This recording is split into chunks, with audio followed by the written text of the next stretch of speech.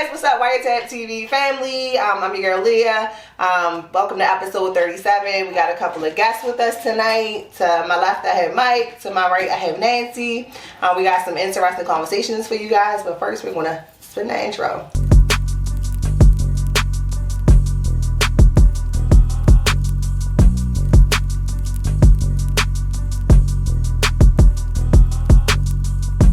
Are you ready? Alright guys, we're back. Thanks for tuning in with us. We're going to start with our mental health check-in. So I'm going to start with Nancy first. Just check in, let us know how your week was, how you doing. My week. I was looking forward to this. I think Tony asked me to do this 3 weeks ago? 3-4 weeks ago he asked me and I was right. Don't do that. No, you're fine. Keep on. No. Very excited. Very excited about coming in here and do his podcast. So despite my week at work, the stress that I go through, because I'm a captain somewhere, I ain't gonna say where, and despite the stuff that I go through there, I was really looking forward to tonight and coming in here and sharing my perspective and my experiences and my views. So I had a rough week, but I'm gonna have a great weekend. I like that. I'm sorry you had a rough week, but I'm glad you're here with us tonight. We're gonna have some fun. We're gonna get deep, pause, and just have a great time. How was your week? I had a pretty good week. Work is work, but I'm glad it's the weekend. We get a couple days off, and we get a holiday, so that's good. I was a guest here before, so this is my second time back. So when Tony asked me to come back, I was more than willing and happy to come back and kick it with him one more time. Yeah, well, thank you for joining us. My week was cool, went by pretty fast. I too am glad because it's the weekend, because tomorrow's my birthday. Oh, happy birthday. Thank you. So yeah, so we're excited. We're going to have some interesting conversation tonight. So tonight's main focus is relationships and divorce. So everyone here has been divorced before. So we're going to talk to you from our perspective. So, Jeff, what you got for us? All right. Well, how was your week first? Oh, shit. Jeff, how was your week, man? No one asked me how my week is, so I'm used to it on the show. My week has been good. My event that I have next week sold out. I will be there. Great job. So I'm happy about that. The personal trainer job is now coming through, so now I'm waiting for my start date on that. Yesterday I went out. I never go outside the house. Yes, it was nice to see you outside, shaking the tail feather. And I broke up a domestic dispute. Okay. I'll never do that again. Yeah, but, you gotta be careful with that. You be very careful with But that. I did. But other than that, man, life has been good. I don't have any quarrels with life. Thank you. Tony, Keo, do y'all want to chime in? My week was cool. It was easy. Key? My week was cool. I was gearing up for Leah's birthday, honestly. You know what I mean? For the weekend. Oh, we also got a new camera person. Yes, hey camera person. How was your week? Okay, I guess I was there. My week was long. You were still talking? Now you see how I feel. I'm with Jack. Tony started it. So I was like, oh, we cut niggas off now? All right. My week was long. I've been putting in some real long hours at work, and I'm studying for my CDL permit test. So that's Shout out to that. It's been a little hectic, but I'm getting through it. I'm slightly tired, but I'm 33. I'll take one day and get back at it. Well, thank you for joining us. We Oh, appreciate no you. problem. I love being here. All right, we ready for questions? Let's get into it. The focus is my on. week. You said it was good. Do you want to finish your story, please? No need. Finish your story. Well, I've never hit the end of this. Yep. Yeah, everything's great. Listen, go ahead, y'all. I want to now. Welcome to my world. Let's get into it. We're going to start with relationships. What are we looking for in the beginning of a relationship? Like, what's the goal of it? Sex. That could be one aspect of it. Yeah, sex could be one aspect of a relationship, but I like to think that looking for like a strong connection with somebody where you're kind of like grounded with the same values, you got the same goals in life, somebody you can relate to, and someone when I think of relationship, I think of longevity. I never believed in like those like serial relationship people that just jump from one thing to the next. I'm not sure what y'all take is on that. No, I'm not. You're the cereal? Me either. I'm a Scorpio, so, and I'm 53 years old, so. Oh, you did great.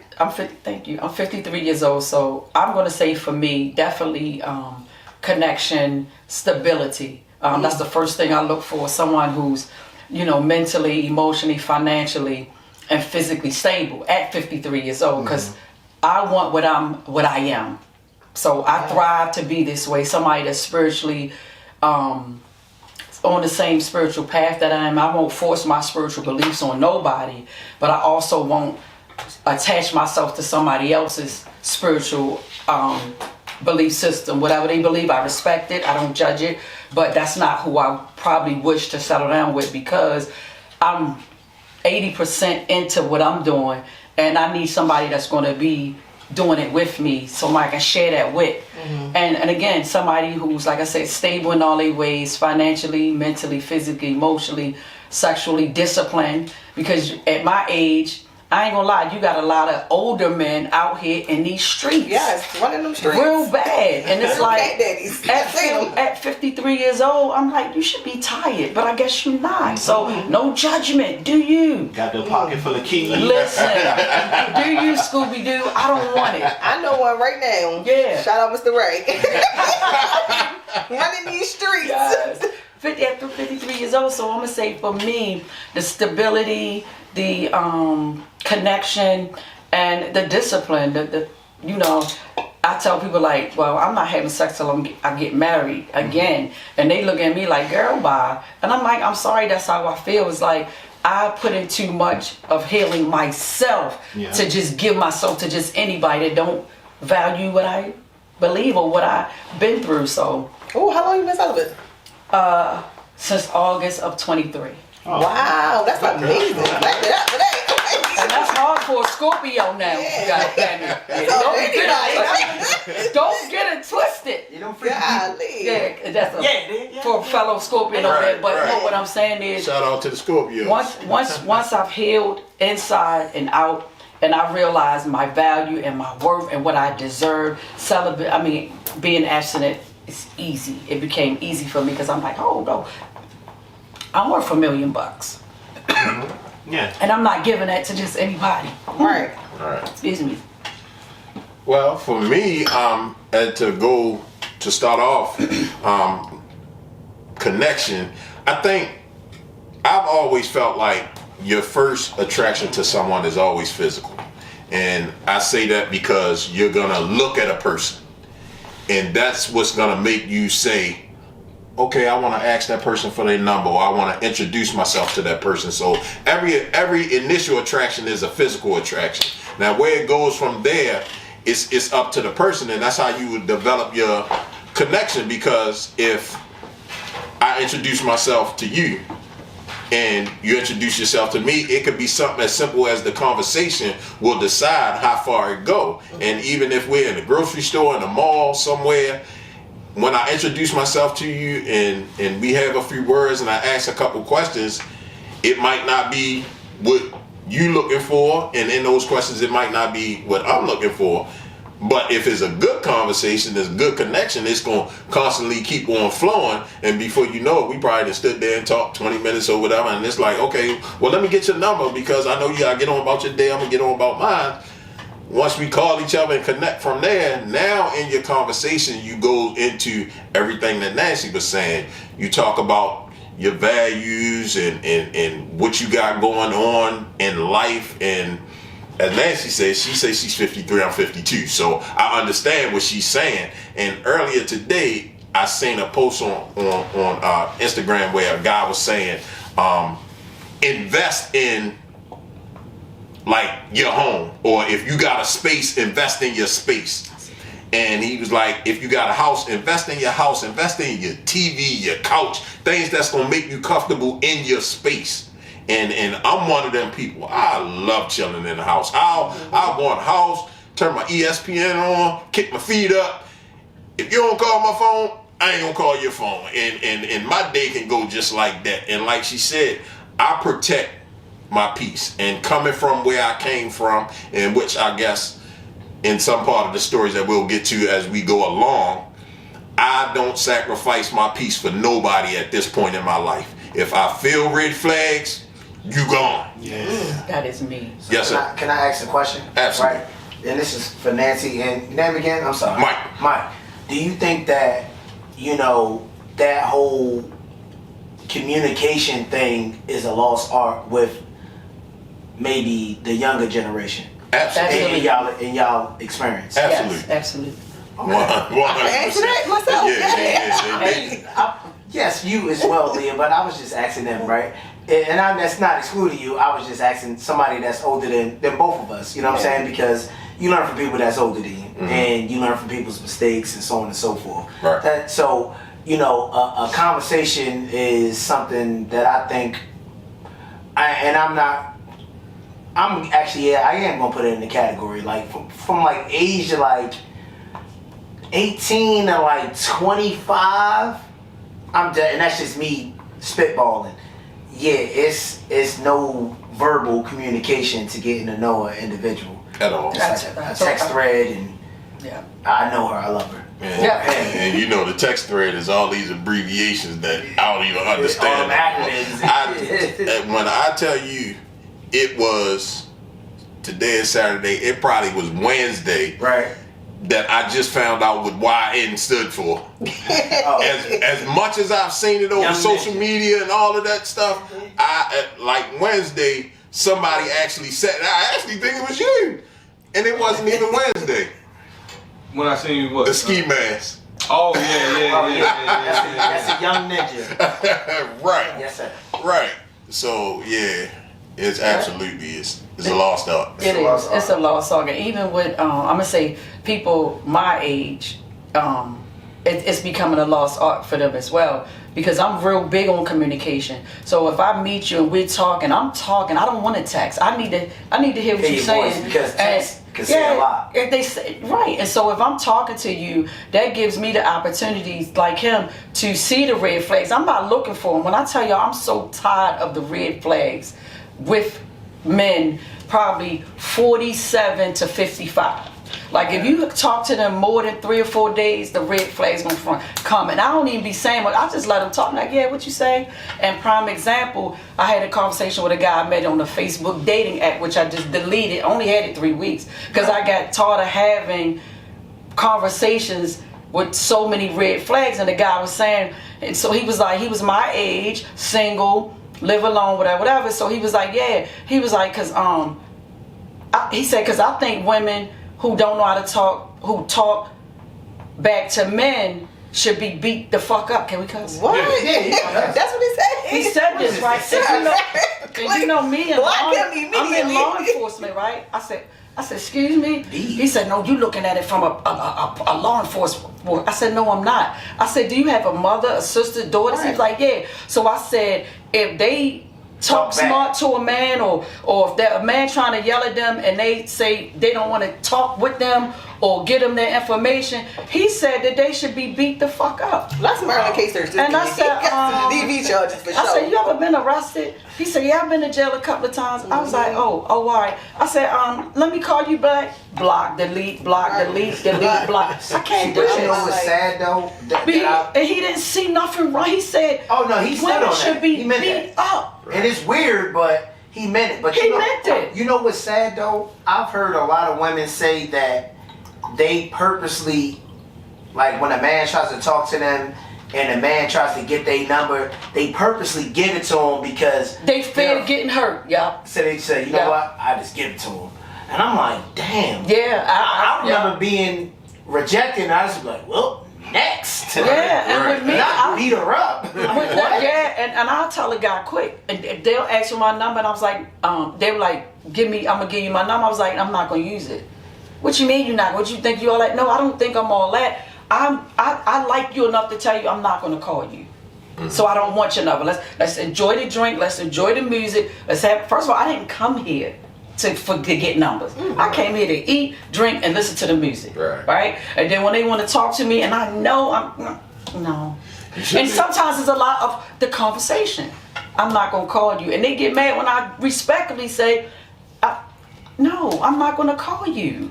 And you shouldn't even say you like me. Or when you say I like you enough, they still think it's a chance. Right. You should just say I respect you enough to let you know Yeah. I ain't gonna call you. Because if you say I like you enough, then, so it's a chance. Yeah. You might. Because I was thinking like, are you looking Yeah. for a chase, or like you trying to see like are they gonna put the No, effort in, or you seriously like no, I don't. yeah, I Okay. seriously, because like when if I go out, which I rarely go out, if I do go out and somebody happen to sit by me or send me a drink and this, that, and the third, and they be like, "No, here, take my number, call you. Here, take," and I'm like, "No, I'm not gonna call you. I don't." So are you looking to date? I'm looking to date, but not nobody in the club, in the bar, and none of that. But they could be a person just like you. How you sitting at the bar looking was just there minding your business. He's sitting there just Listen, minding his it's business. three- A beautiful woman. It was like Right, but it's hey. 3 reasons probably I wouldn't call. One, I'm not physically attracted to you. Okay, fair. Two, mentally, He's not. the stuff that you come out your mouth is that I'm not gonna call. Ugly is a word. And your breath, you might be trip hopping. Woo. So those would be the 3 reasons I won't call. Go ahead. As far as what you're looking for when you meet somebody, I know you said communication is your biggest thing. What else are you looking for when you do meet somebody? And are you like a social dater, or are you into the dating app? sort No, of I'm thing? not. See, I was just trying it out. I'm not a social dater. Listen, I'm a true believer in with man nothing is possible, with God all things are possible. I'm that person. Like maybe I'll meet him in a grocery store, at the gas station, in Barnes and Noble, something like that. Walking where we work at. I ain't gonna say we work at. Walking where we work at, and we strike up a conversation, something like that. But But not at the bar. not at the bar. No. What's wrong with the bar? Cause my She mother was don't an outside alcoholic. My mother was an alcoholic. She died from cirrhosis of the liver. And so my thing is, if you at the bar and you always at the bar, cause it'll be the guy that say, I never seen you here before. So you telling me you here all the time, cause that'll be the first thing. I never seen you here before. I'm like, cause I don't go out and I don't. This is not my thing, but I'm here all the time.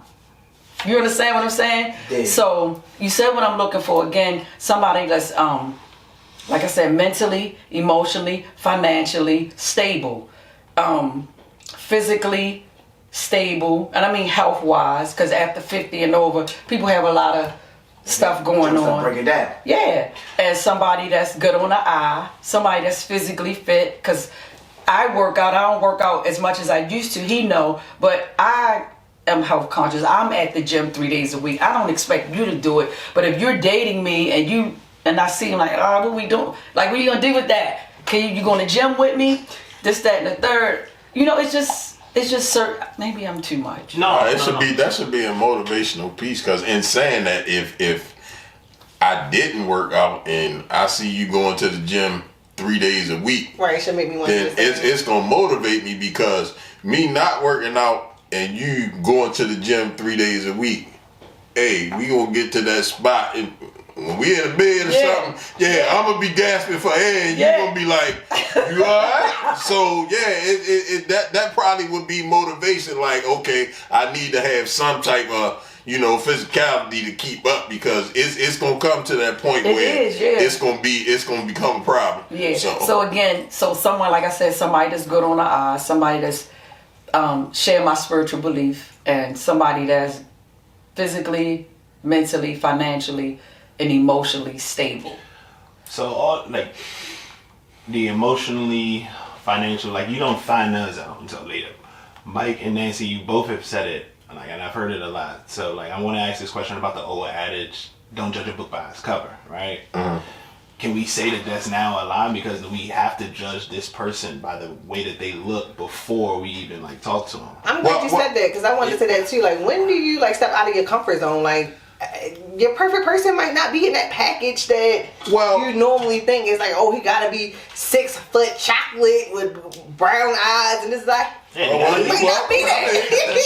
Here I go. Yeah, what I'm saying is, He might be 5'4". You might want to take down to kiss him. I'll take but that's okay. That's fine, Blair. But I'm saying, at 53 years old, I done stepped out my comfort zone 3 times, and I was disappointed every time. And I mean, dating Can we say fat niggas? We Sure. say fat niggas. Yeah, you just say the F word, and I don't mean fuck. I mean like the one Something that starts with an F and ends with a T. Sexuality. Yeah, you can't say I'd say unalived. You can't say like, you know, certain words you can't say because Unalived and to someone's sexual orientation. Okay, Yeah, no, right. I ain't gonna do that. But no, I gave fat niggas a chance because somebody told me if you don't give a fat guy a chance, you're gonna end up old with cats. And you ain't want to be old with cats. I don't even like cats I like got stood up that. by a fat nigga. I'll never forget this. This nigga Listen. stood me the fuck up. Yeah, man, I done gave him.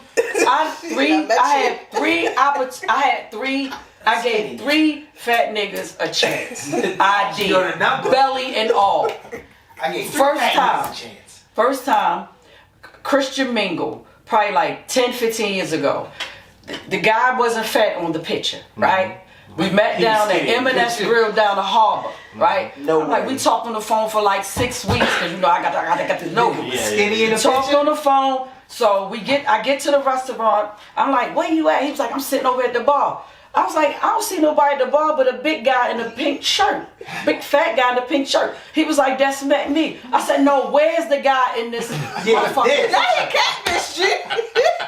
Catfish. Baby catfish shit. And he was See the skinny big, like picture a and fat seeing somebody owl. big in In the person. picture, It's listen. diabolical work. Listen. Like, was he big sloppy? He was like big, rolling sloppy, back he of was his neck big, sloppy, fat, big, with a pink, loud shirt on the color of your nails. Did you shirt. smell good though? Or you didn't get that close? Oh, well, he was going to buy me a drink Oh, for he- wasting my Because I'm time. here I went over there, I said, and I'm hungry. I said, where's he at? He said, oh, that picture 5 years old. I said, you's a piece of shit. Yeah, you know it. He was like, can you just stay and have a drink with me? I said, you gonna buy me a drink, and then I'm leaving. Damn, you gonna treat me like that? Yes. That's wild, because the 6 weeks that I had But on why that would phone, you lie? Why would you lie? He was probably, what's the word I'm looking Self-conscious. for? Yeah, sensitive about like what happened. So 5 now years that's ago. emotional unstableness to me. And I kind Because of if feel you like fat, that's be who you are. Own it. that's Be who you lying. are. In That's in a lie. way, Because it's it lying. predicated, Because yeah, you because could for that have time. sent me recent pictures to say, hey, this is what I look like. These are 5 Exactly. years old. Even if you didn't have anything recent. bullshit. No, We man. all put on the job interview and go and tell them our best That's a self. job interview. Yeah. But you, And that's what he did. They was putting on his best self. All right, to meet I got somebody. another one for you. I met a guy on there. We talked on the phone for like 3 weeks. He said, come down my job, meet for lunch. I was wondering why he always posted upper body pictures, him in the gym. I with learned the muscle. hard way from that. Upper body pictures. He cut up, he in the picture. I said, oh shit. He cut up, he got the muscles. What he had? Big hips? No, he had a big shoe and a little shoe. What? I What saw does you was that in a mean? wheelchair. I said that boy No, breaks he the had a word. cleft foot. He had a big shoe and a little shoe, and I'm like, It's cleft foot. That's what it's called. Yeah, club foot, why? I said, why would you do that? upper body like that, Body cut up like raw dope. down bottom, Like an action a figure. juvenile. He had the shoe this big and the little shoe. I was like, He just, you got to But that's how he introduce him can't help. to He the game. can't help. Yeah, bro, come on, let's work on these legs. That's it. no, I think it was his disability. Yeah. But I agree with Leah with the stepping out of your I comfort did. zone. But it's like you gotta keep giving it a try to basically. You about to say something? No, You know. I'm raising my hand because she know I'm raising my hand. I am not her normal at anything, I don't think, at this Oh, point. baby. And we made it work, and guess where she met me at? Where? A bar. So you trying to make me go to the bar? No, not at all. I'm not trying to make you do anything. But you know what I didn't say? I don't never see you in there. Yeah, right. That's a nasty line. That's a nasty fucking Yeah, line. I've never said that line, but yeah, like we met at a bar, and she was there because the fat nigga stood her up. Was that the And same? it was the same night. I had a babysitter already for that day. My homegirl was like, "Yo, you gotta fucking stood up. You might as well come outside." I was like, "All right." I ain't been to this bar in like 10 years. Came in there. and me as well. I was getting ready to I was go, humble. and I seen I them. was there on a But humble. that's how it That's happens. how it It's be, like though. the meetings Yeah. are a chance. Yeah. And- Yeah. Yeah, then she got me pregnant, and That was it.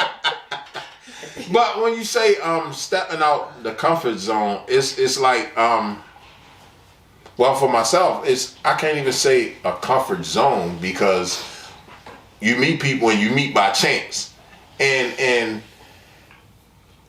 when you meet a person, like the conversation, and it could be somebody that you might not usually look at or something like that, but to have a particular type, I guess you got to be open-minded, especially when it's gonna be when you're out there trying to date, because you don't know what's gonna catch your eye, and somebody's conversation, somebody's personality. Because like you said, let's just say all of us were in a bar. You know, we just sitting here and we funning.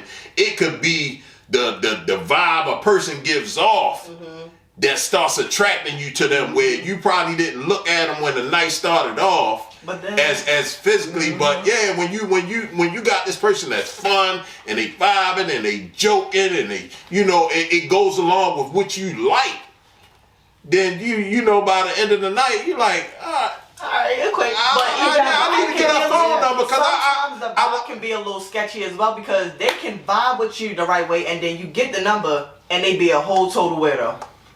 But it can be, yeah, it can, and that's fine. You can still take the risk, still take the chance, cool. But then you just not, I wasted my time. But it's just like, it is risky. Yeah. So it is kind of like, okay. But every meeting is risky. Every meeting is a chance. You go in blind and anything. Yeah, because never take a risk. I'm not saying never take a risk. I'm just basically saying like. No, I get what you're saying. You get what I'm saying? I get it. But you go in blind even with friendships. Like, I can sell you a dream. Yeah. And then, boom, I'm the complete opposite of what you thought I was. But that physical person that you're looking at, the one with the body and all of that stuff, and the hair and the face and all of that, and you go, they might turn around and after the first 3 or 4 sentences, or you ask a question or something, you sitting there like, yeah. Now you know she can't read good. Yeah. I be right now. You trying to get away, and your conversation comes down. You start, and you know how to break a conversation down when you ain't interested no more. This question, that question. Let me run to the bathroom. I'll be right back. So have you been in that situation to where y'all met somebody and the conversation or the vibe wasn't clicking the way that you wanted it to be? Yes. And how did you handle it? Absolutely. We talked, and before long, it was like, yeah, I'm gonna go ahead and cause it was like I had actually picked her up. We went out on a date, and as we talking, it just wasn't going. So after a while, I was just like, all right, well, I'm gonna go ahead and get you home, cause I got an early morning tomorrow. So I'm like, go ahead and take you home. And I knew in taking her home that I'm not calling her again. Yeah. Well, that's some real mature level, because in our day and age, we just ghost. I mean, you blind. Which is terrible. We're going to come back to that ghosting thing in just a second. We're going to take a quick break, and we'll be right back, guys.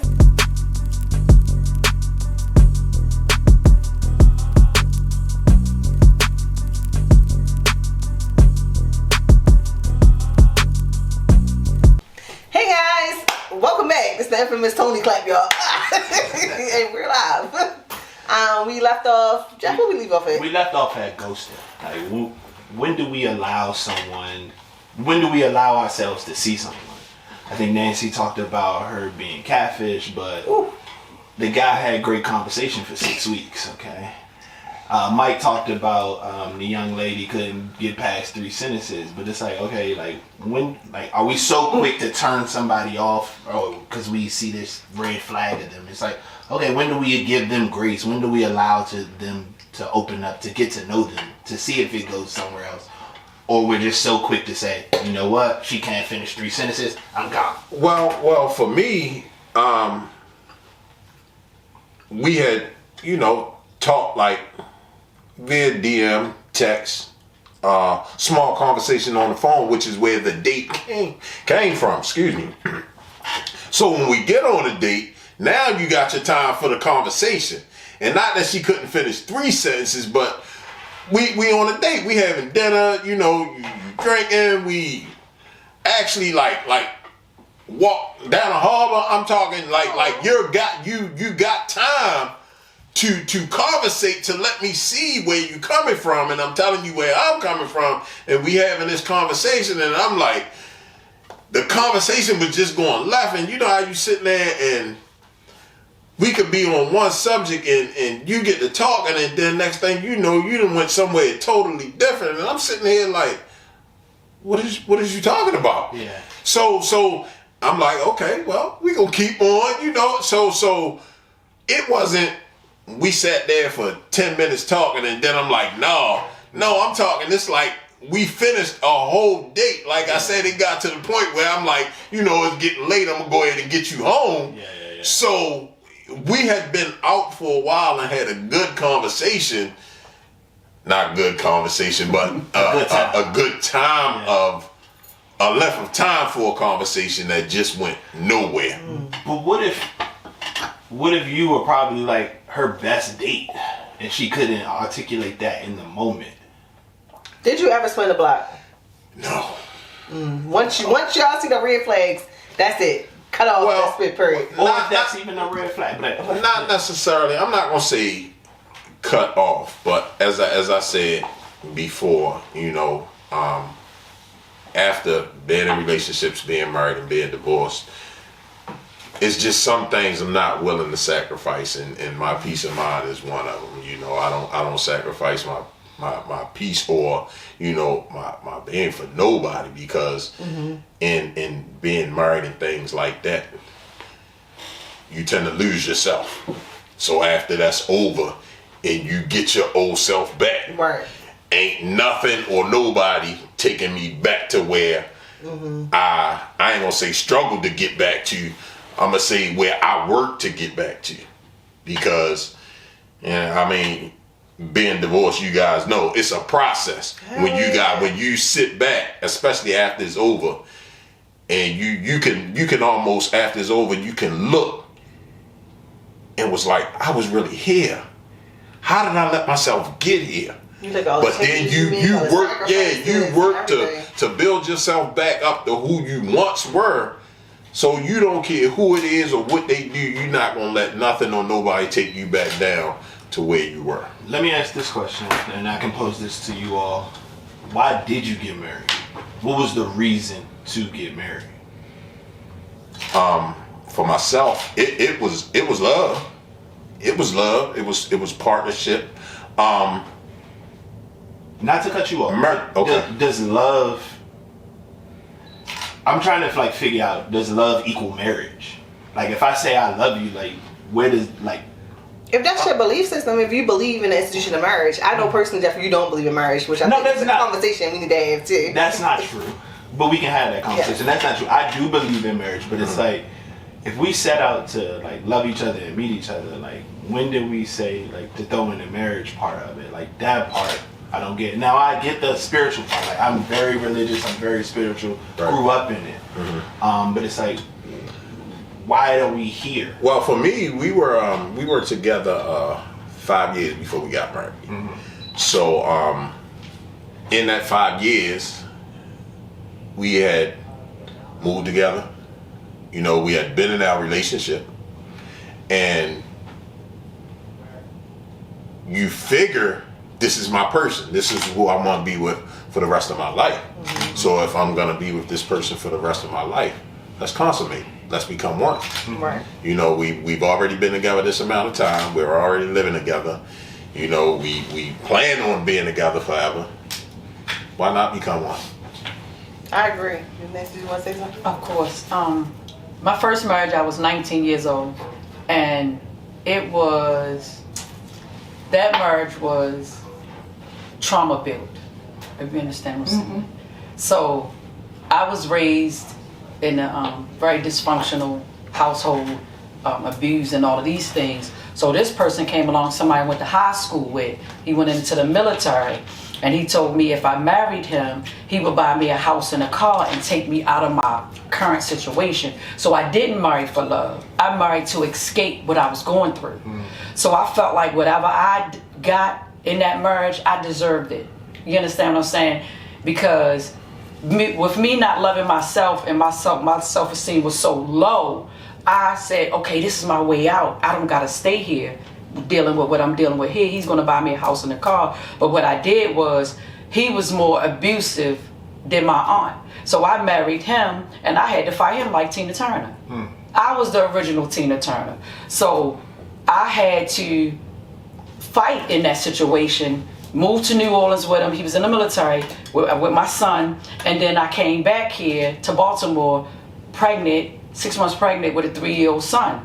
But I realized my marriage wasn't built on God. It wasn't built on love. It wasn't built on, I'm going to spend the rest of my life with him. It wasn't built on, I can't imagine my life without him. It was built on, he promised to move me out of my situation if I married him, and he got more money on his allotment. So me being 19 years old with low self-esteem with a child, that was my way out. But what I didn't know, I jumped out of the frying pan into the fire. Yeah. That was my first marriage. My second marriage was, I was 33 years old, and I married a 26 years old. Don't call me a MILF. But It's not bad. It's not bad.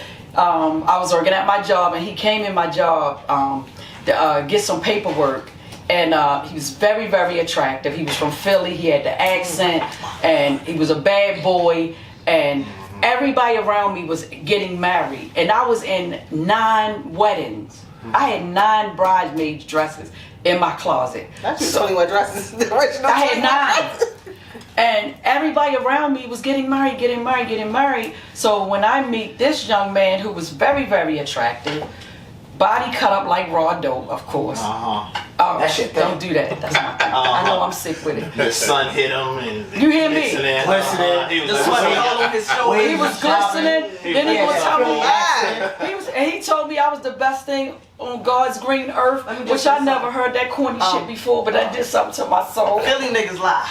Philly, you hear I know me? by personal experience. Men lie, women lie. But No. Philly niggas lie worse. Yes. I take offense to that because I got good brothers that live in Philly, so that I'm a little Can biased. she say some Philly niggas? Yeah, let's say something. Not Okay, say- Let me finish that story. the I ones wanna hear that about you this know Philly are nigga. good people. Okay, the ones that we know are Okay. terrible. Okay, go ahead. I'm sorry. I had to say that. Now I do know some good Philly men, but they still dogs. They're good people, but Jesus Christ. they're still dogs. You know what? Go ahead. So as I was saying, you know, he was from Philly. He was fine. He was cut up, broke, no job. Just got out of jail, doing 5 years for bank robbery. So you didn't ignore those red flags. Oh hell no! Listen, I'm the red flag. Listen, I'm the red flag police now. I'm the red flag police now, not 20 years ago. You feel what I'm saying? Not those years ago. Listen, Them jailbird niggas will They fuck you tell out the house out. listen. They tell you at the beginning. You hear me? He told me that. Did I care? No, I didn't care. Like, baby, don't you worry about that. I got enough positivity, enough good But then energy. some women, some of us women feel like we can love a man through his brokenness, That was me. and we can't. I'm not her today. Well, the thing about that, and this come from me being a correctional officer. Them guys that's locked up, Yeah. their gift of gab Yes. It's is serious. the best. It's I used serious. to always say, sitting in there listening to them guys, with your gift of gab and me on the outside, man, I'll be unstoppable. And I used to tell him that. I was like, did you learn this in jail? Huh? You the best of the best. Yeah, you don't got no more time on your hand but to think. But Yes, you have no it's- other distractions. Absolutely. But like, Absolutely. I To ain't get your locked body up, right so cut it and to literally gain your gift of gab. No, you gotta get your body cut up like raw Raw back. How long was you Yeah. married to the Philly man? How long was y'all married? We were married 4 years. And Did y'all have children? no, thank God. We were married 4 years. Hey, lesson I should have learned. We were married 4 years. And out of 4 years we were married, he left me 12 times. Out of 4 She know the years. number. He left you. Left me. To go back home, go to Philly. My mother, this, that, my brother. He will always start an argument We would always get into some type of altercation, and he would leave. He had enough And he- family in Philly. No, he didn't. His brothers lived in Philly. He had brothers and a father that lived in Philly, but his mother lived here in Baltimore and daughter lived here in Baltimore. So out of the 4 years we were married, he left 12 times, and I prayed. I said, God, I said, if you leave one more time, I'm done. He left. He started an argument on Valentine's Day. That's tough. He definitely. Right? Valentine's Day Savage. started an He argument. had the money. I'm packing my shit. I'm out of here. Right? He and he didn't pack everything. He put some stuff in a puller case and had it on the stick. And I'm looking at the TV trying to knock the bus out laughing. Hold on, like the cartoon. Like the cartoon. You're lying. Right? You're I lying. don't have no reason to lie to you, sir. You're I don't lying. know you, friend. Yo, Listen, y'all, I'm watching but you TV. lying. And he wanted me to stop him, right? He wanted me to stop him. He had the stick and the tied on the stick on the but leaving, right? He said, "Yeah, I thought I'm that was only going in cartoons. because I can't take this no more." I said, "That's what's up." I'm looking at TV. That's what's up. I said, "That's what's up." I'm looking at TV because I'm trying not to die laughing him with the stick with the goddamn puller case Cut it out, leaving, buddy. right? So I'm like, this nigga is fucking crazy. But you know what? I was crazy for marrying him, so I'm just gonna sit here and let him leave. So when he left. He had took his wedding ring off. He's famous for that. Every time he get married, take the wedding ring off and say we're not married no more. That's fine. So he took the wedding ring off and left it on the dresser. So what I did when he left, I packed everything he owned. I had like 12 boxes lined up. Wedding rings sitting on the top. Mine's included. That were the rings. So probably 3 weeks later, he was like, "You gonna let me come get my stuff?" "Absolutely, please come get all your stuff." He was like, you really not taking me back?" "I'm really not taking you back." So once he left that last time, I wasn't taking him back. And I did ignore the red flags. I ignored the red flags. I saw the red flags, but it was a circus and I wanted to be in the circus. You was the ringleader. I was the ringleader. So you had your moment of toxicity that you was kind of I did, and to this day, and like we're good friends. He lives in Philly. He's remarried and all. They Back got home. 3 kids. How many times Yeah, he he left went back there? home, huh? How many times he left there? Oh, I don't know. Is he still pulling the I same took tricks? I accepted my role in that. Me, because I looked at him like Mr. Potato Head. I said, I'm gonna fix him. He's fine. He's attractive. He's moldable. But he wasn't. He had the potential. He was very angry. He was very angry, and I had to accept my role in marrying him. I shouldn't have married him. I knew he couldn't measure up to what I needed. I knew What you was looking for. For what I was looking for, but I didn't care because I didn't want to be alone. Because like I said, all of my friends were married. I was in 12 weddings. He is cut up like raw dope. He got the accent. He fine as hell. You know what I'm saying? And I liked him on my arm. But I was like, don't talk. Don't. He had a 9th grade education. So I was like, don't, listen, when we go out. You talking? You be quiet. So don't you talk. your basis of that basically was physical. He was my trophy. Just as right. So now I know how I Like a feel trophy, so that's when a men trophy say husband. when you was a She had her trophy. own He was personal a Ken doll. he was my Mr. Potato Head, and I had to apologize to him once I healed and learned my role, and I was wrong. I shouldn't have married him. I should have not even gave him the time of day, knowing whose I am and what I bring to the table and who, all that I am. But the potential was so like, I can fix him. I got it. Yes. But no. So Nancy, let me ask this question. So your first marriage, you were 19, you wanted to be like taken out of your environment, right? Yeah, it was an escape. So, and then in your second marriage, it was pretty much because you Fear saw of loneliness. It was fear of loneliness. because you saw it. So, Leah, I'll talk on about this with myself, or like why I don't really want to get married is because like I'm still finding myself. So I can't put that on somebody else. I think a lot of people like they get married and think that once we say I do, we're then gonna find ourselves. Like that's not it. For us to become one, you gotta come as one, I gotta come as and one. whole. And then we come a whole whole. person. Oh, no, I agree with you. So I thought you didn't believe in marriage at all, but No, I see no. you just don't believe in marriage right now at this time. Because I mean, I'm still finding Okay. myself. And the term that I hate is when people say, "Oh, my better half," and it's like, okay, if I think about this mathematically, 50% times 50% is 25%. So it's like you're still not there. Like, what are you gonna do for that whole 75%? So let me ask this, because we got Nancy's point of view as far as when it came to her. Once she got healed. No, the moment that she realized like this not gonna work. What about you, Mike? When was that moment for you when you realized you knew this wasn't going to work? And the same question for you too, Leah. The same question for you. When did y'all realize this moment? Like, what was that moment that was like, yeah, I can't do this no more? I'll tell you that moment. Mine's came. And how old was you when you got married, and when did you realize that? How long were you married? I was married for 7 years. Which I met 5. I dated 5 years. Okay. Yeah. I'm trying to think, how old was I? Let's see. Like 33 when I got married. Did you feel like you knew yourself then? Yeah, and the reason I say that is like, you know, when I speak on my experiences, it seemed like a lot like I graduated high school, went right in the military. When I graduated high school, I was 17 and went straight in the military. I was in the military for 8 years. When I got out the military, I went into corrections. So in that time, I guess you can say that was a lot of time for me to mature.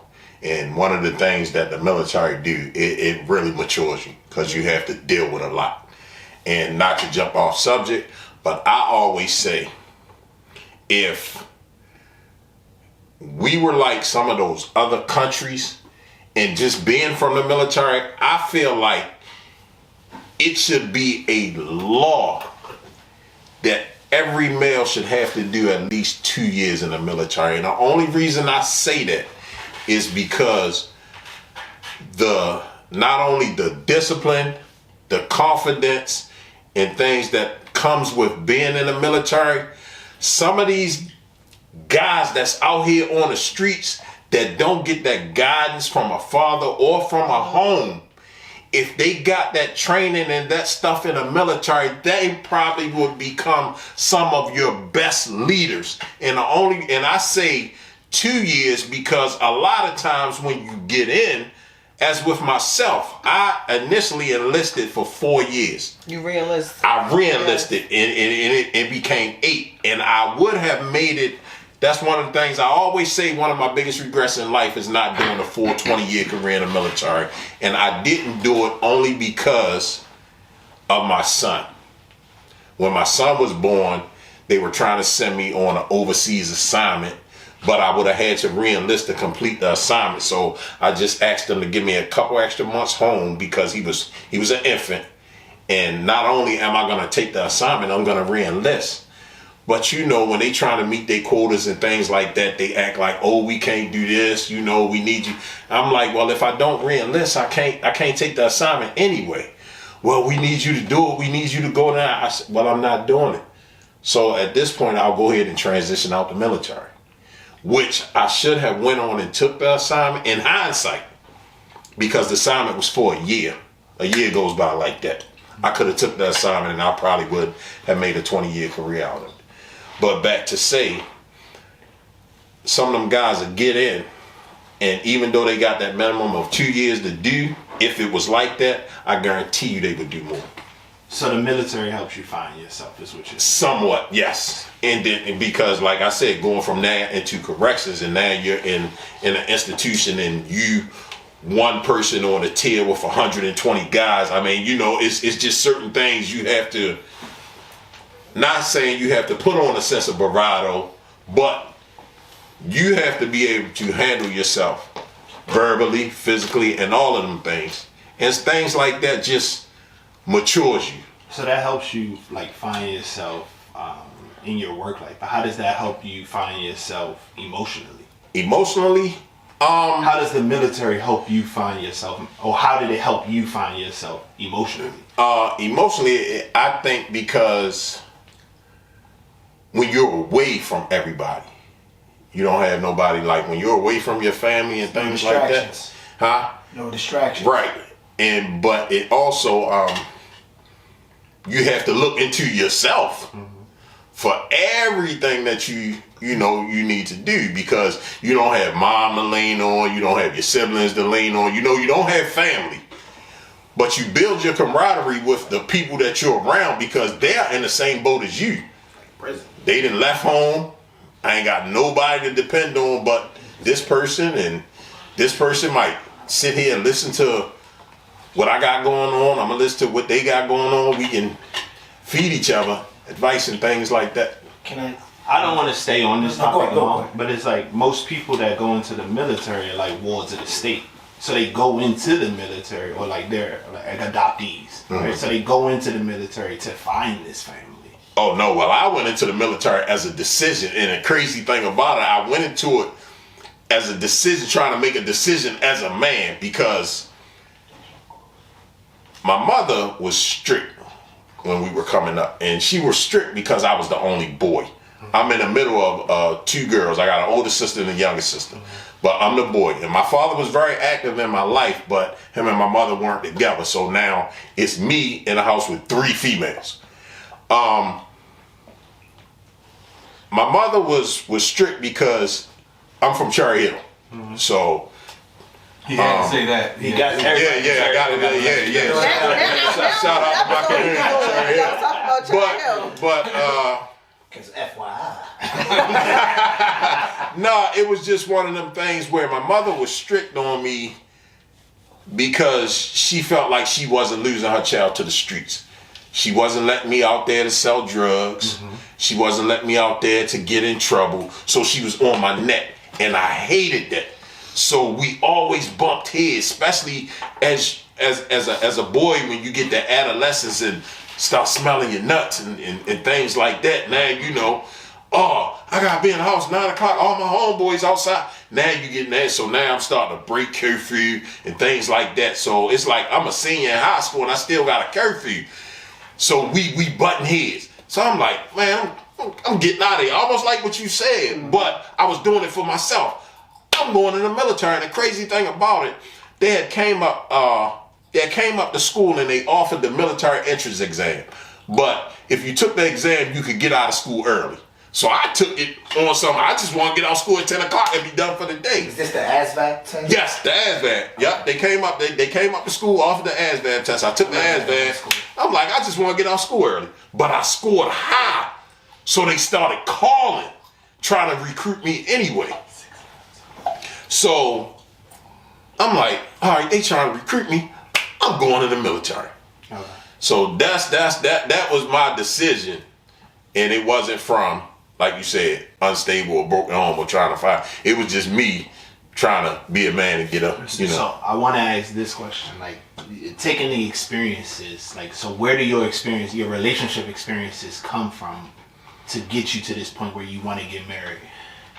Nancy, you talked about you came from an abusive household. You were the middle child. Mike, you came and said you were the middle child, and so your mom had to be rough with you instead of the quote unquote being compassionate. So where is your foundation when you get into these relationships, when you take it into marriage? And well, that's supposed to everybody. Okay, well, I come from a household of love, so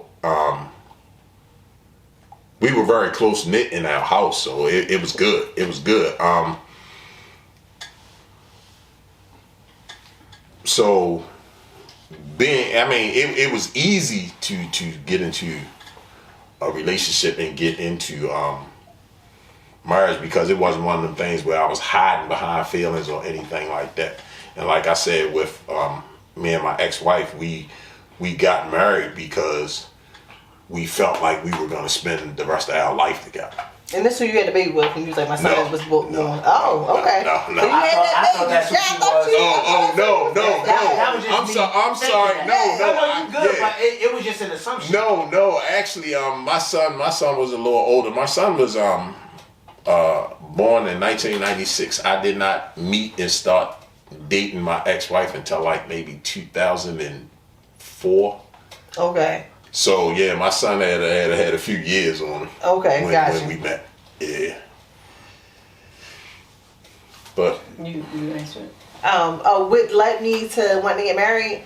Not that. Boy, Mike never really answered the question. Yeah, what's that? All right, so all right. Well, maybe I Well, should not- repeat your question.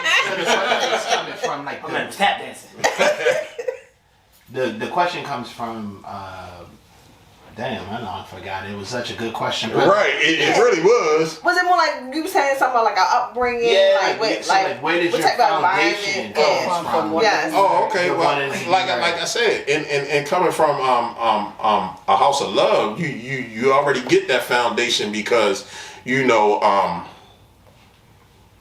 being brought up, I was brought up domesticated, meaning mom taught us how to wash, how to cook, Yeah. how to iron, how to clean, things like that. So I came with a foundation. So even in getting married, she getting a good person because we ain't gonna go into the household where I'm expecting you to do everything. No, we can do it together. Yeah, I can go down the basement and throw that load of clothes in. I can clean the bathroom while you at work. I can iron and get the kids' clothes ready for school. I can do all that. I can even cook us a meal. Because I was taught all of that. So I had a foundation that was laid, and the foundation I guess that everybody would want to have laid when they go into that level of relationships and marriage. All right, let's hold that thought, and we're gonna come right back so we can ask the rest of the panel this question.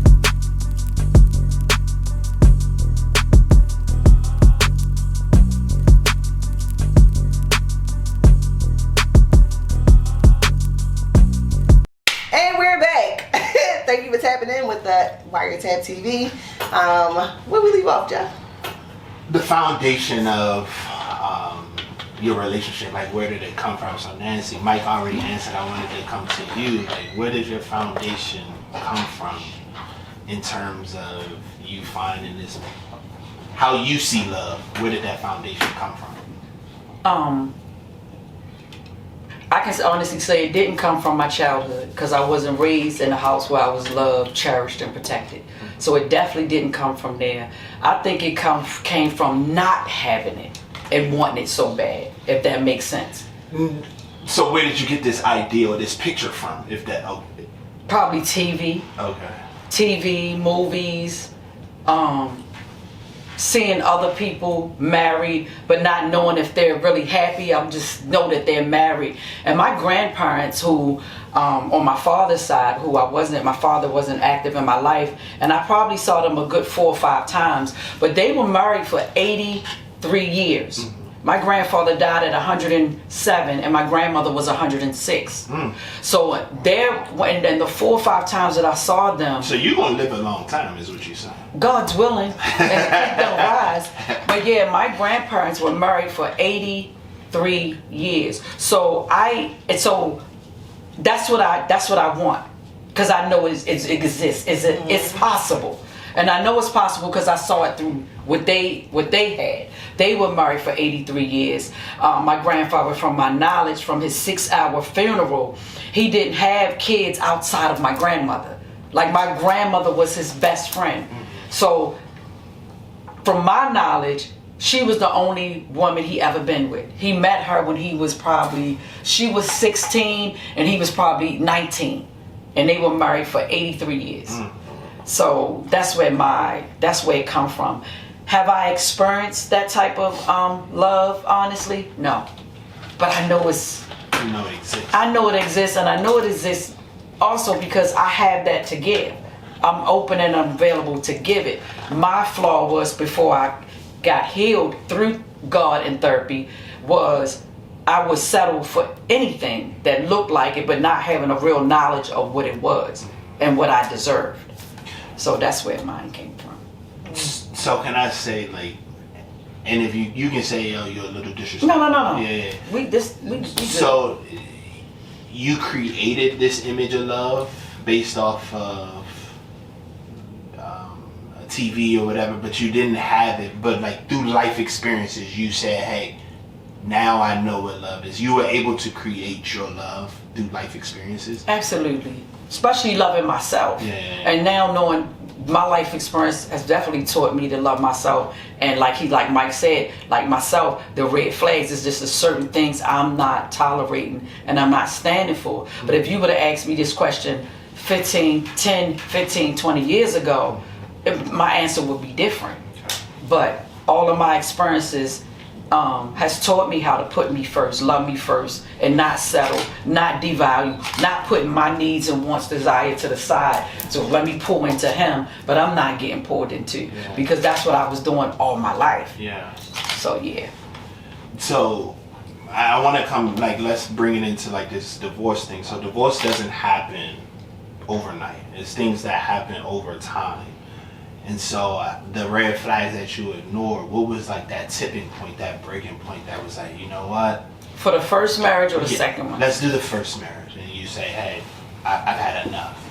The first marriage was when I had my daughter. She was born premature. And so my husband he wasn't there the day she was born because he was in the Navy and he had to fly in. I can't remember where. I know he was stationed in Norfolk.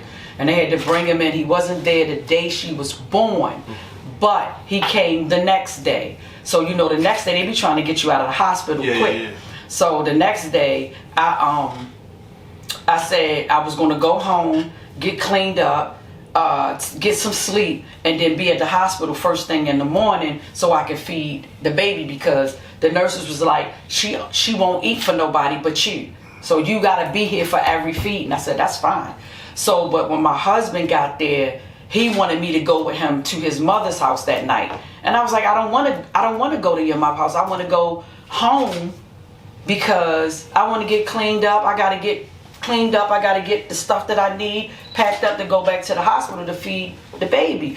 And you know, he punched me in the mouth. And my lip was sitting big. He bust my lip. And we went to his mother's house. And I left. And this was my moment of, I'm getting a divorce. This is not going to work. Because when he bust my lip and I'm sitting at the table and tears is just flowing, his mother looked at me and said, well, a woman needs to be hit every now and again. What? Wow. You so humble to beat me, bitch? Yeah, right. And so that was my moment of, he was raised in this. Yeah. He saw his mother get beat. So this is okay for him. That's a cycle. Yeah. So I got to get out now before he kill me, or I kill him and I lose my kids. Where's that man at today? Is he still? He's strung out on drugs somewhere. He getting exactly what he deserves. Yeah. So that was the breaking point in the first marriage. Yeah. Because everything you do and think about will crumble. Yeah. Yeah. Until you do right. That was me. Right? Hello. That was me. And so once his mother said that, and I love her to death, she's gone, and she's a whole sweetheart, but that's that old way of, that's what they did. And even my grandmother cussed me out real bad when she found out I got a divorce. She was like, you did what? I mean, she cussed me out. I said, this man put a gun in my mouth. He kicked me down the steps when I was 6 months pregnant, and he punched me in my face, bust my lip. And you telling me I should have stayed? This is my grandmother that was married for 83 years. She was like, yeah, God said. I said, no, I'm not doing that. We're not doing that. God don't want me with somebody that's gonna kill me. So, Grandma, I love you. And we stopped speaking for like a couple of months, right? Until she got up in age. I said, let me go see your grandmother. You know, just let it go. And I let it go. And of course, went to see her, whatever. But I'm glad you brought that up, because that's one of the things I want to bring up. Like, how do you break divorce to your family? Because you're not just divorcing this person, you're divorcing a family, and they're divorcing your family, and that's a real hard thing to navigate. Because everybody got questions. Everybody get business. Everybody want to know what happened. Oh, they knew we were fighting. My family. Before we even get to that point, because Leah, I want to hear your experience, because I've never heard your experience. Oh. So I would like to hear your experience, as well as Mike's. You know what I'm saying? So, like, what was your breaking point, and why did you? When did you know it was over? Actually, not a lot that I can say, because certain people watch this podcast because they like to keep tabs on me. Hey y'all. Disclose what you want. Yeah. Disclose what you want. But so again, it doesn't happen overnight. Like, we probably were divorcing for like 2 years before we actually got divorced. Like, of just like creating that space, mentally checking out, emotionally checking out, physically checking out, just checking those boxes until it finally happened. But it was just a lot of little things. And then I will say, it was like a huge explosion where he got so he was prone to get disrespectful in the house. He got super disrespectful in front of my entire family, and it was like, all right, enough is enough. It was like altercation. My brothers got involved. Like it was a mess because it was like, oh, so all this stuff been happening behind closed doors. This what you've been dealing with, and now everybody can see it. And it was like, we not going for this. And at first, I was so sad. And I was actually angry with my family because it's like, no, that's my husband. I was supposed to ride for him. Like, we supposed to be together. Why y'all getting involved with this? Thinking like, and that's broken mentality. Than trying to protect this person who's hurting me behind closed doors. Like, that's not right. But I think that was the final breaking point, because once that happened, it was like the glass ceiling has shattered. It's no piecing this back together, no matter how you try, because now everybody knows, like, the curtain has been pulled open. So I feel like that kind of was the breaking point, and it just kind of dissolved from there, unfortunately. How about you, Mike? Well, for me, it's just like she said, it's a thing that happens over time where things, you know, like she said, the mental, the emotional, the physical, when you just check out at certain parts. And as you check out with them parts, and you know, I laugh because you know, you hear people talk, people that's been in relationships, people that's been in marriage, and you know how you hear people say, oh, I lay in bed next to my husband, wife, girlfriend, boyfriend, whatever, and we don't touch each other. And I used to always be like, man, it ain't no way. And they be like, yeah, we sleep in the bed naked and we don't touch you. Man, I ain't sleeping in the bed next to my lady and we don't touch each other, especially if we naked.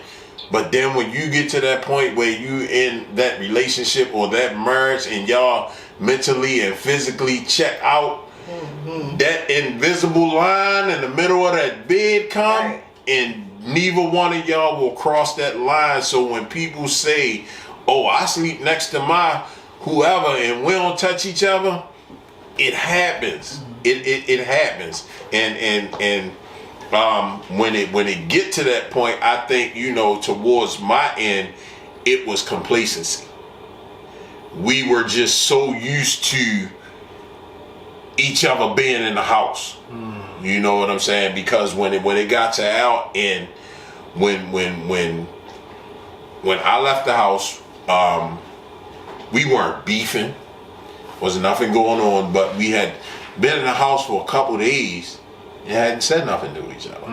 You know what I'm saying? No conversation or nothing. And I was working an evening shift, so by the time, like, I was working 4 to 12, I get home at 12 o'clock at night, she's already in the bed asleep. You know, she get up in the morning, go on by her day. I get up, I go about my day, then it's time for me. Yeah, we passed it. So, you know, on this one particular day, and I don't know what it was about this particular day, we weren't beefing or anything. You know, she got up, she was going about her day. You know, she had got dressed and she left out the house. And when she left out the house, and we never had no physicality in our marriage. It was never no physical abuse. We never got into a physical fight or nothing. But when she left the house, I was like, okay, pack your stuff up. I packed my stuff up, put everything in my truck, and I sent her a text. And I said, at this point, we can't do this no more. She texted me back and said, okay. So we knew. It's like for a long time we knew it was over. We was just waiting for who was the person. Yeah, who was the person that's gonna say? Yeah. Over text, Mike? Huh? Over text? We weren't talking anyway. The cleanest way to do it. No, and I probably could have told her before she left out that house that I was leaving, and she probably still would have said okay and went on about her day, because it was never nothing that come behind it. Like I said, when I sent her that text, it was almost like she was waiting for it, because it wasn't 5 minutes later, an hour later, within 30 seconds, I got the okay. You understand what I'm saying? So let me ask this, because in my own experience, right, and I'm gonna tread lightly. In my own experience, I feel like sometimes when some people are having difficulties in a relationship, somebody don't want to be the bad guy. I've had that. And I like I said, You think that was the well, like I said, I think it was a complacency thing. We were just so used to being together. right. And like maybe somebody didn't want to be the bad guy. Like I said, it was almost like we were both checked out. You were just waiting for that one person either. And maybe she didn't want to be the bad guy to say, I want you to leave. You understand what I'm saying? Yeah. So she was waiting for me to do exactly what I done. That's why I said I think when I sent her that text, it came right back like, okay. And the next time I seen her was the day we walked in the court filed divorce, which was almost 2 years later.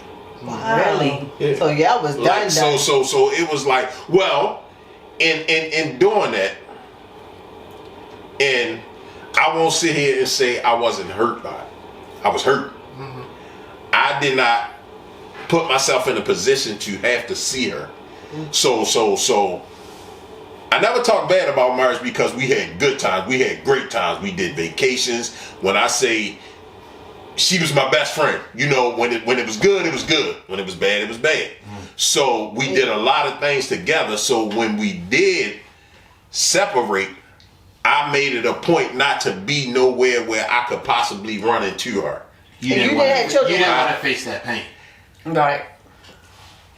Yeah, and no, because I'm not even gonna say pain. You know how if you feel like a person moved on, like I said, I was initially hurt, so I didn't want to get to Walmart or the mall and see her walking there with that other guy. Yeah. So I'ma just take myself out of anywhere I think you may. All the places that I know we used to go to Walmart, we used to go to the mall, things like that I know you like to frequent.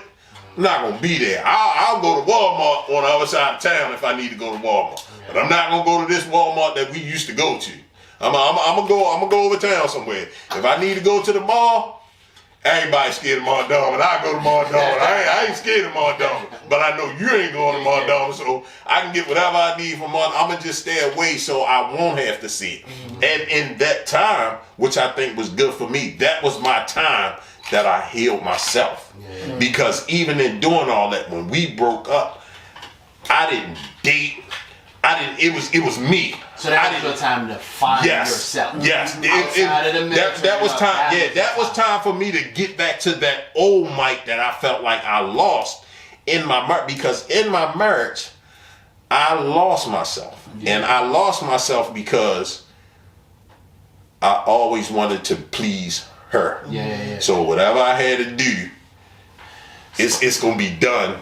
So That's she a had scary situation. It with is. marriage. You conform to that person. You really become one man. So it's like you start to remember, like, yo, I used to like to do this. Yes. But then you're scared to say. Now you're scared to say this because this person's so used to you being this way. You're scared to say, well, I kind of want to go do this. Yeah. But an example was a positive marriage that I seen. Like my two best friends have been married for over a decade. Great relationships. They still are true to themselves. They're not scared to come to their partner every year. It might be something. I never did this before, but babe, I want to do this now. Yeah. What do you think about that? And that's part of having that open communication and being true to yourself and not being afraid to like make those adjustments and not being complacent. You're right, and that's why I always say, you know, when people sit there and they go on that saying, "Happy wife, happy life," I don't agree You can't with do that. it. There's Yeah, nothing that's wrong. not- It's nothing yeah. wrong with it.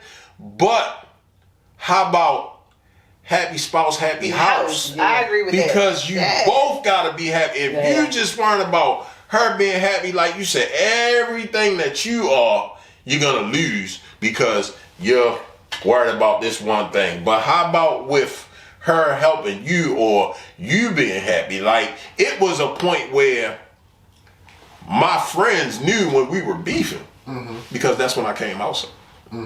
You know, that's when I went and hung out with my friend because, and I'm not gonna say it was a bad thing. I'm gonna say it was an okay thing because, like I said, in being in a marriage when it was good, she was my best friend. We could do anything together. We can go to Walmart. We can go to a club. We can go to the movies. We can go to dinner. Anything we could do together. and it was good. Yeah. But then when you get to that point where y'all beefing and all that, now I gotta go lay. Now I gotta go lay on But the I want to homies. say, but that's But also they like, damn, having yo, you your just coming space. outside, huh? That's also having your own space, your own individuality. Right, meaning you should I always should've always still have been right. friends. You should always Exactly. be like every Exactly. Friday or every second Friday. Exactly. I gotta be with my friends. Exactly. Like, we gotta have these routines, So let me and ask that y'all this. happens. So what changes once you become married? Well, Because What makes y'all You complacent hit in a strong marriage? on this is my best friend. This who I'm gonna be with for Well, life. I don't even think it's that. I think it's because of the societal norm yeah, of but what we know of marriage. Like, Right. But it's not. We don't know. We don't have our own foundational structure of what I'm saying as individuals once we get Of married. who we are, Of right? who we are. Like, Right. to get married. So like that's why like when you talk to me, Leah, about marriage, it's like, bro, we gotta know ourselves. Like Yeah. you gotta be Right. solid in yourself. I gotta be solid. But the in crazy myself. thing about it, You're right. even if you're solid, even if you know yourself, and which I feel like I did, like I said, when you get to where you're worried about making That person your happy. other person happy, And I can side with Mike. All of I can that- side with all Mike of that- because that my goes first away. My first relationship, although it's not a marriage, it's like I was so worried about what I could do to make him happy, what I could do to make him better. we forget and about you forget ourselves. about yourself. So imagine But I it was- times 10 when you get married. I swear it feels like something comes over you. Like everybody been in a relationship, but when you get married, it's like It's this is something- my a person different for level. life. No matter what. This is the person that you're supposed to be able to rely on, fall back with. Like you said, it's supposed to be your best friend. This who you come with. Like everything else just falls to the wayside, and you're like putting your everything And I into think this. that's where the marriages fail at. When you put so much into adding to that person, Agreed. and you forget all about yourself. Yourself. You deplete lose. yourself. Yes. And so when that person is not your best friend no more, or don't love you today, or ain't acting right today, now you messed up. Right. Cause you don't know yourself. Because you don't know your. I agree with I him. got, That's I, got, like I got a question for y'all because in my mind I'm wondering too, what prevented y'all from stepping out? Because in that sense, right, instead of stepping out, y'all was like, okay, y'all came to a realization like this is over, I'm done, I'm gonna leave this situation. Instead, some people or most people would say, I'm gonna go find something else and still deal with the marriage. I'm not married, but can I answer this and then y'all tell me if I'm right or wrong? Go ahead. Because they know they got a union with God. that's it right there. Well, I did step out. I'm not gonna say I didn't, but he was also stepping out, so I felt justified in my sense. So that's my thing. Like we don't. Like if we're getting married and then we're doing it in the biblical sense, we don't even have an idea of what marriage is in the biblical sense. So like, why fucking do it? Yeah, why stay and cheat instead of just leave? Let's leave. And that's me. I'ma just leave. I'm not gonna stay and cheat. Now when we separated, I did whatever I wanted to do. But far as when I was with that person, with him, I didn't cheat. I tell you this. I had a girl throw it at me, who like she separated, and I was like, "You divorced?" She was like, "Nah, we ain't been together for 2 years." I said, "But is you divorced?" Yeah. She was like, "Nah, we separated." I said, "Well, baby girl, we can't do nothing. I'm not even going to talk to you because you still got a union with God, bro." Yeah, and that's where I'm at today. Like, I run across men who say they've been separated for 5, 10, 15 years. I don't even want to talk to you because you are still under the covenant. Yeah. You are still under the covenant of God. And I'm not, to me, you're the forbidden fruit. And I tell married men that all the time. You're the forbidden fruit. I'm not biting you. I'm going to die. I ain't eating that. I'm going to die. I don't want to die. I don't want to die. I think the hard part of divorce is it's a failure.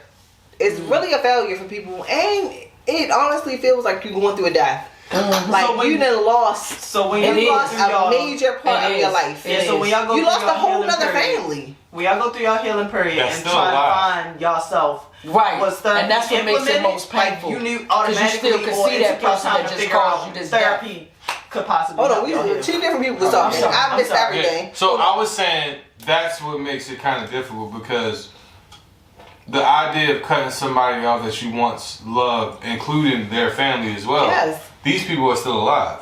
So it's not necessarily like, oh, these people are dead and gone, but it's like you have to, I don't want to say act, I mean, I guess, yeah, you have to act like these people don't exist. That's childish. That's honestly that's not true because let's just say in my case, in my case. Everybody in her family, like when I seen them, it was always love. It was never no ill between nobody. And as you know, because we all together at work. Yeah. Oh, you work with her in the family? No. But the sons work there. the sons, we all work together. But they are my sons. I don't sit there and say step nothing. They are my sons because they were young when me and her started dating. They were like 6 years old. So it was never a thing about step nothing. And even to the day, they are my sons. I mean, till the day they put me in the ground. They're twins. They are my sons. So I'm gonna give you some pushback and a hard question. You said when she said text back okay, you separated for 2 years with no communication. Was you still in them sons' life during that time, or did you fall back from them?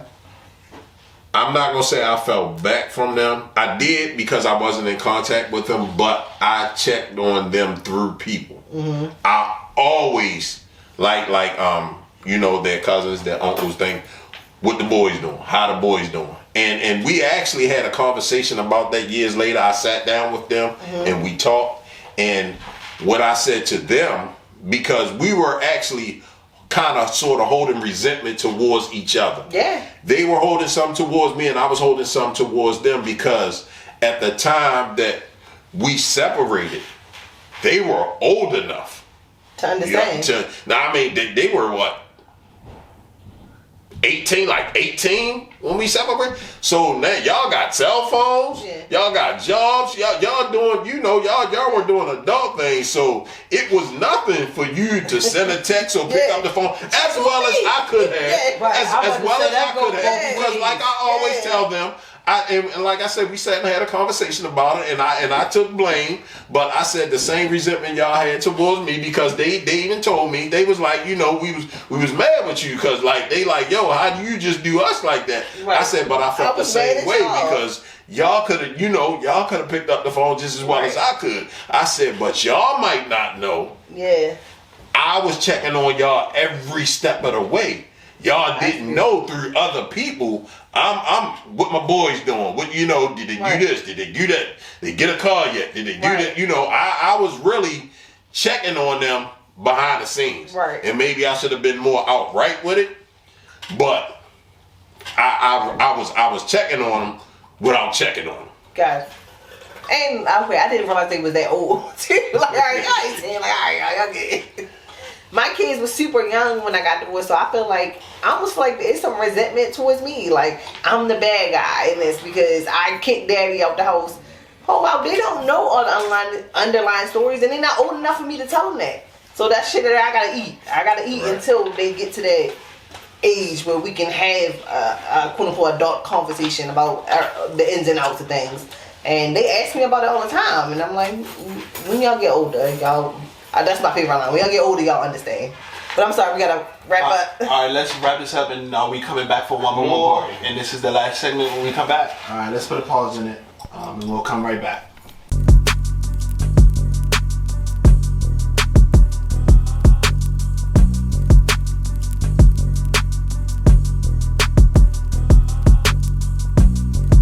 Welcome back to It's the WireTap TV, and we're gonna continue our episode. Jeff, where did we leave off? I want to ask this question. When the marriage was failing and the ship was sinking, did you seek counseling or therapy during, or you say, you know what, I'm going to wash my hands clean with this and get therapy once it's finished? Once it's the divorce is final. Right. During. We went to counseling during. But I myself, I have a problem with counseling. And it's things that happen. And the reason I have my problem with counseling is this. When you go to counseling, they say it's an hour session. Most time they cut you off at the 45-minute mark.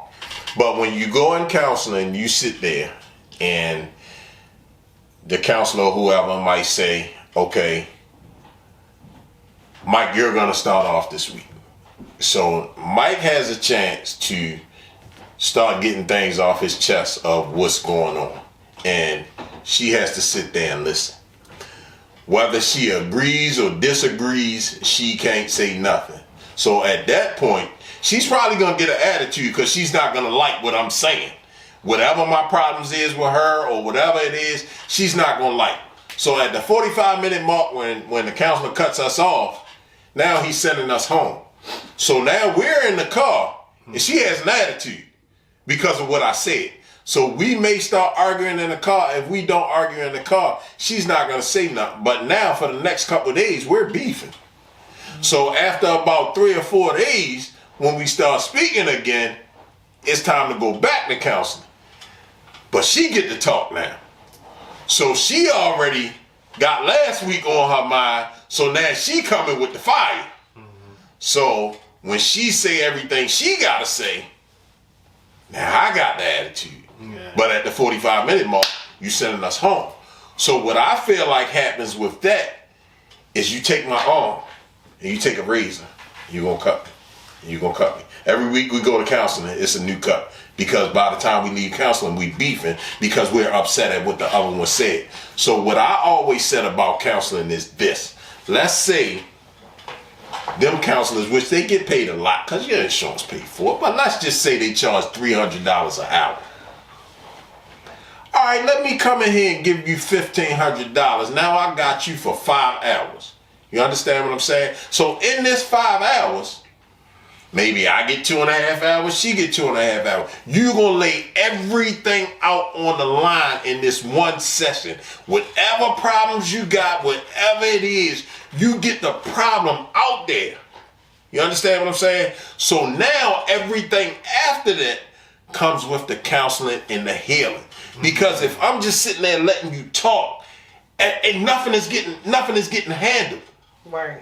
Nothing is getting handled. We're just sitting there starting a beef every week and we're never doing nothing about it. Yeah. Because as the counselor, you're just sitting there listening to us every week. And we ain't got the whole problem out there. So if I want to make sure Leah and Nancy get a chance to answer this. So your experience with counseling was it didn't work.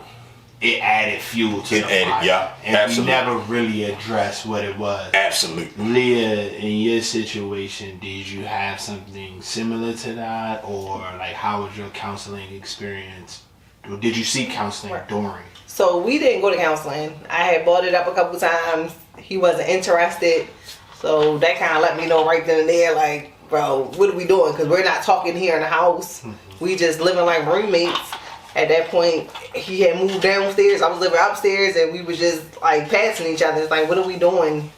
One of my regrets is not fighting harder to go to counseling. Mm-hmm. I ended up going to counseling for 2 years after the divorce, and like really worked through that, and like seeing like how he behaved after divorce is like I was able to forgive myself. Like, well, it ain't really changed much anyway. Like I pretty much I did what I can do. So I wish though, I really do wish that we could have went to counseling, if not to just get some closure on things. I felt like it could have reminded us that. But listening to your point of view is like, you know, one person's just talking, the next person just talking, and y'all not really like, you know, getting anywhere with it. Like that's pretty disappointing to hear. But that's how counseling sessions go, because it's supposed to be. I don't want to generalize it, because some people may say, "Well, that wasn't my experience." Right, right. Oh, okay. So, well, yeah. You get what I'm saying? Well, I mean, usually when it's like counseling or therapy, they don't give you but so much time. I'm blaming it. I'm not blaming it on the people. I'm blaming it on the counselors and the doctors and the psychiatrists or whoever, because they only give you an hour. Yeah. So, like, with my marriage, and we went to counseling, you know, a lot of the points that I was making to her that she couldn't see, because she felt as though that I just was maybe exaggerating or whatever the case may be. You know, with our counseling, you know, the counselor saw what I saw. So it was like a I told you so moment for me, that even when I try to see what I told you, the counselor still was like, That's not saying. That's not what this is for. That's not what this is for. But, Miss, you know, I see for myself with you interacting with me where you may be going wrong in your marriage. And I think with mine's, it was a matter of we weren't hearing each other. I hear that. The part that scares me about therapy is that, to that point you just said, it can then feel like it's 2-on-1 in the room. Right? And then the other individual can be like, oh, like... But it's up to that other individual to accept that criticism, because the counselor is, at the end of the day, unbiased. They don't have...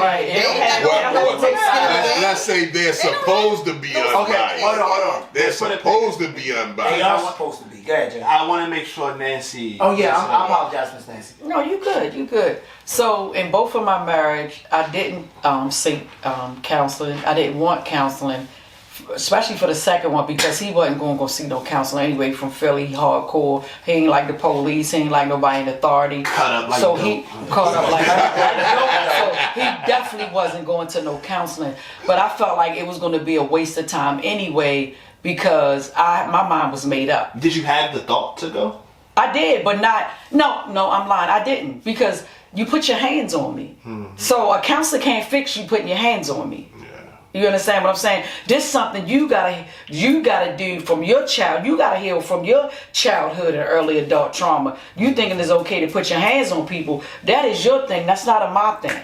I got a question, because now that I'm thinking, right, because given that black people, I don't want to say... Hold on, don't, before you put race on it, Yeah. Nancy, were you done? No, I just wanted to say real quick it wasn't until the last probably 15 years that I've been going to counseling, so I can heal from my childhood and early adult trauma, so I can stop attracting those type of guys. I can stop thinking that I can save and heal and nurture those type of guys. Yes. I had to get Amen right. to that. So any of those type of aggressive men that come my way, being aggressive in any shape, fashion, or form, that's a red flag for me. It's not a trigger for me, because I identify, okay, you need to, we're not doing this. One, I carry a gun, right? So we're not doing aggressive. We're not doing... Oh, so you just pop niggas. What's considered like aggressive Try it if you want. in your Put personal your fucking opinion. hands on me. I'm not talking about that. Yeah, that's beyond aggressive. That's not aggressive. That's assault. Yeah. I'm talking about when you say aggression. I think I can tolerate is it raising your demeanor? voice. Demeanor. I can tolerate raising your voice. We all raise our voice. Right. But when you try to put fear in me, Okay. you want me to be afraid of you because I'm not acting or doing or saying what you want me to do. That's a red flag. That's something I'm not tolerating. Yeah, I think in the past I did, because I was raised with being abused, and I thought that was a part of being loved. Getting your ass whooped. You beat me because you love me. No, motherfucker, you beat me because you crazy. Like, even like, to your point, because even like I remember back in the day, like little girls, when they would get hit by boys, what did they say? Oh, when they hit you, and that's wrong. And I even stress that to my grandkids. No, nobody should be hitting you. I don't care if they like you or not. Right. No, they don't like you if they physically harming you. Right. But I had to go to therapy to learn these things. Because before, I'm from East Baltimore, a thug, a hood, cut up right like raw dope. That's all I knew. That's what I knew, and I was okay with that. But it was wrong. And that's not the fast forward Nancy Oh, knows no. that means absolutely nothing. Not absolutely nothing. Well, hold but on, before ultimately, she asks that that's question. not it. Because what I wanted Right. to say was about the therapy situation, right? I wanted to say, do you think that y'all come from a different generation? Like, y'all, the 70s babies are considered Generation X, right? Yeah, that's me. I feel like our generation, the millennials, we have become more acceptable to the idea of therapy, right? Yeah. And I remember Jeff asked you a question about, like, was therapy the first thing you reached for? And you said no, right? And I wonder, like, is it because y'all saw therapy as like something that wasn't something that really So could help? But that's not true. She already said, one, her partners wouldn't participate in therapy, and two, she did seek counseling for herself afterwards. And Mike said he did participate in therapy and didn't find it helpful at all. Yeah. So I don't think that it helped has to do with me. generation. Yeah, it helped you me. individually. It helped me, But not Okay. if you do in your marriage that it. Because I feel like the generations are kind of like each generation looks at certain obstacles Things differently. differently. Now, my mom, who grew up in the 50s, who needs therapy, might need therapy, is absolutely adamantly against it. And like, I think the generation, especially the Yeah. generation before us, Yeah. is against it 100%. So we wasn't raised, we wasn't raised to go to therapy. No. Right. Facts. Yeah. No. I just wanted to ask that. Go ahead, man. In my humble opinion, I think, in the generations before, whether it be 50 or whatever, it's like, well, did we know these resources were there, or did we want to bring shame onto the family? You get what I'm saying? Like, did we want to invite people into our... And I don't like that. Like, why did you word it that way? Did we want to bring shame on? I don't think it was So that. you think for therapy was considered shameful? And No, I'm that's just the saying, you mindset said that humble people opinion. have. He's just basically saying. But the fact that possibly you in worded it that He's saying with the thought that's process. the Yeah, with the stigmatism. thought process That's the in that stigmatism generation. that we have in our community. But that I don't is think- shameful, and that's not But right. I don't think that's what the thought process was. I think the thought process was, for most Black Americans during that time period, was really like nothing's wrong with us. That's what I think the thought process. Because I think therapy was looked at as a thing that if you're Something going to was wrong with therapy, y'all. something is wrong with you. Yeah. Because back in that generation, if you had God in your family, everything would be good. So my question to you all, to Meanwhile, everybody, we the generation, that. we're Pray on the family that's living Pray with on, all yeah. the pedophiles, the hidden Yeah. pedophiles that's sexually abusing all these young children, and we got all these hidden demons in our Black community. But it's shameful to go to therapy. It's shameful to get a divorce, to break that cycle with somebody beating on you. But we kind of, It's I shameful think, for this. all right, so we getting a little off topic, but I think that kind of comes to the idea of what racism was at that period of time, in the sense of like, some of these avenues, we don't know if we were getting help or if it was just racism in a sense. Like, for instance, you could talk about maybe going to get like help in the sense of like medical help. You get what I'm saying? Like, oh, you can take this pain because you're Black. You know what I'm saying? So it's like, I don't think the idea of therapy came into mind because we just generally didn't want to be seen as something being wrong with us. We looked at that type of thing as a white person's problem. You know what I'm saying? White people going to therapy, that type of stuff, that was their problem. Because we was already dealing with the struggles of whatever we was dealing with at that time, and that those people that dealt with it at that time, they were dealing, you know what I'm saying? Like, they were getting through that. But like you said earlier, therapy seemed like going to therapy was like a sense of weakness in a sense. Yeah, or taboo. Yeah, there we go. Taboo. That was probably a better word. Taboo was I probably want a to better move word. on to it. I want to move on to your question. My question. Go ahead. Yeah, but I want to say this, like, let's not forget, like, our parents, like my mom and my dad were born in 1950. That means they only 1 or 2 generations removed from slavery. So, like, let's keep that in context. And so, in that time period, did we have Black doctors, or how many? And I'm not even trying to comparing it to this day, but did we have that? So. You talking about trust in the healthcare system? Yeah, Yeah. I mean, we still have. And I think that's a big part of it. That's a big part of it. That's what I'm saying. We probably still do to this day. It's some parallels, but let's think about the time period where we were in. It was like, bro, we just coming out of slavery. Like, we gotta figure this out, survive. Yeah. Now we got freedom. There's so many things that's going on. But I want to turn it back to like the divorce topic, and I want you to ask your question. My question was, did you guys seek forgiveness from God once your marriages were finished? Well, my God is an all-knowing God, so I didn't need to seek forgiveness. He understood what I was dealing with, and I felt like divorce was well overdue in my situation. Not seek, but did you just feel like seek is not a bad word, but the word I can't really figure out the word that I'm looking for. But did you kind of like feel bad, like you probably failed, although Yes, he knew that was shame. Yeah, That's shame. there you There's go. Did you feel embarrassment. shameful? There's sense of failure. like I said earlier, like to me, divorce is a death. Okay. Yeah. Like that was a huge loss for me. My situation was different. I knew my husband since I was 14. That we got married at 25. We had children together. We had a house together. Like his family was my family and vice versa. So to lose that was to lose everything I was fighting for. Like I'm a being of structure. Like I got 5-year plans, 10-year plans, 20-year plans. Like that's not how I planned my life. I didn't foresee divorce. I didn't get married to get divorced. When I first got married, again at 25, like a couple of my other friends were also married. We started a fucking wives club. Like we were so into being the best wife we can be and to be this black hope, because a lot of young black people were not getting married. We wanted to be examples and positive and have this structure. So to end up getting divorced, it felt like I was just ruining something. Like all I could think about was my children and what am I doing? I'm breaking up a black family. Like what life are they about to have for them? Now they got to deal with stack price and things like that. A piggyback question: what advice would y'all possibly give? No, go ahead. What advice would y'all possibly give for younger people getting into marriages?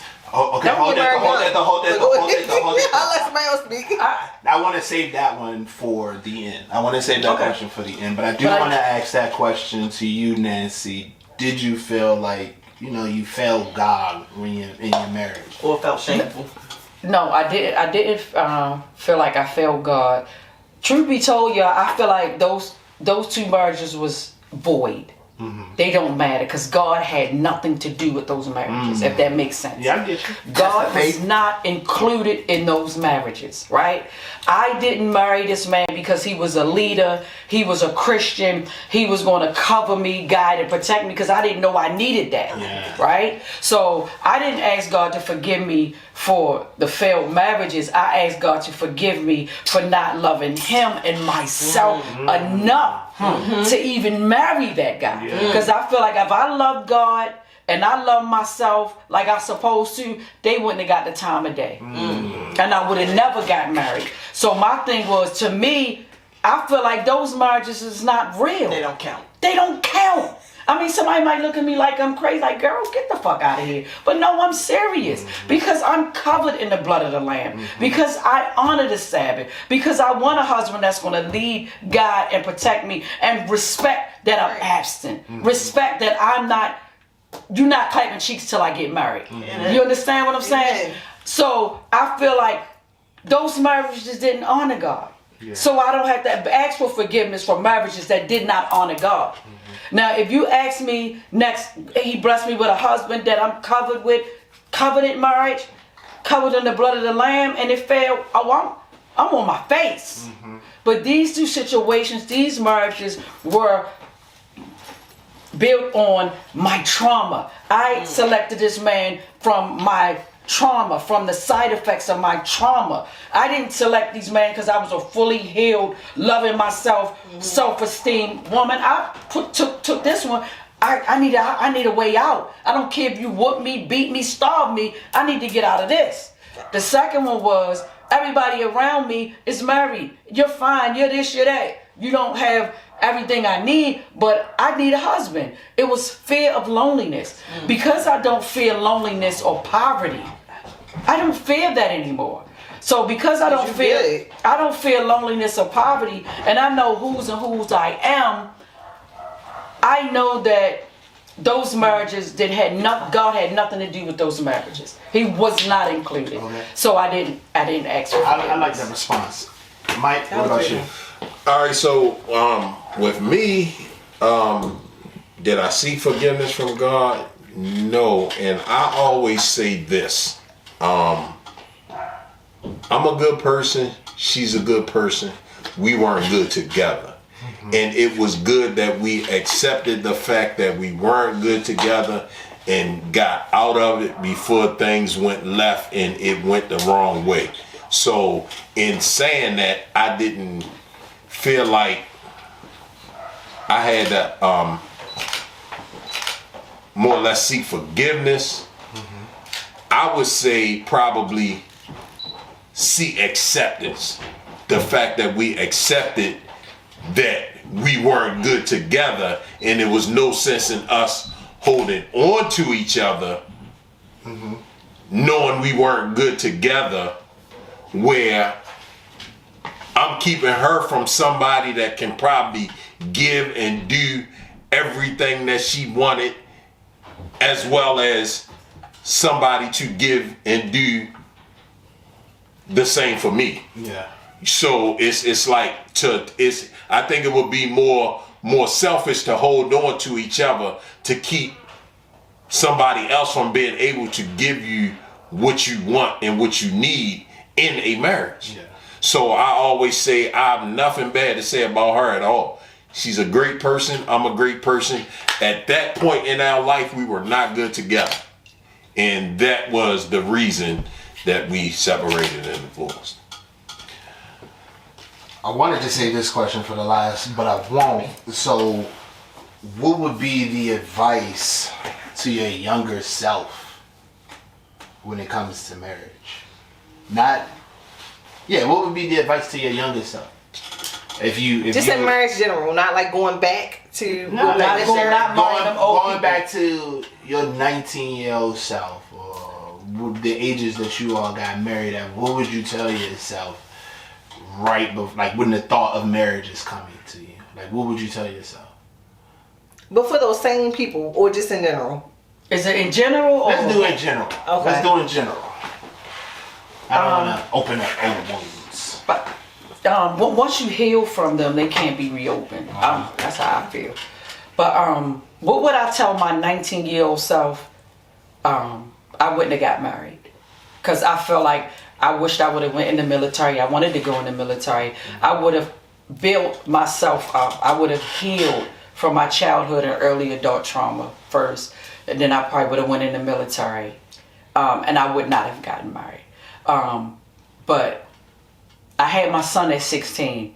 I still would have had my son at 16. He wasn't by my husband, but I still would have had my son at 16. But I definitely would not have gotten married at 19. I would have healed from my childhood and early adult trauma, and I would have went in the military.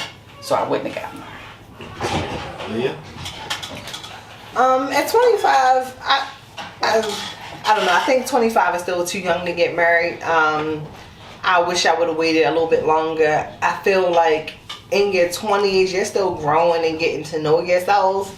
But I was very hell-bent on having that structure of getting married and having children. I was under the belief that you shouldn't have children unless you're married. So that's kind of where I was stuck at. And I knew, like, I want to be a mom, and I didn't want to wait too late to be a mom. So now I'm realizing that it's no perfect time to get married and have children. So I would have told myself, just give yourself a little more time.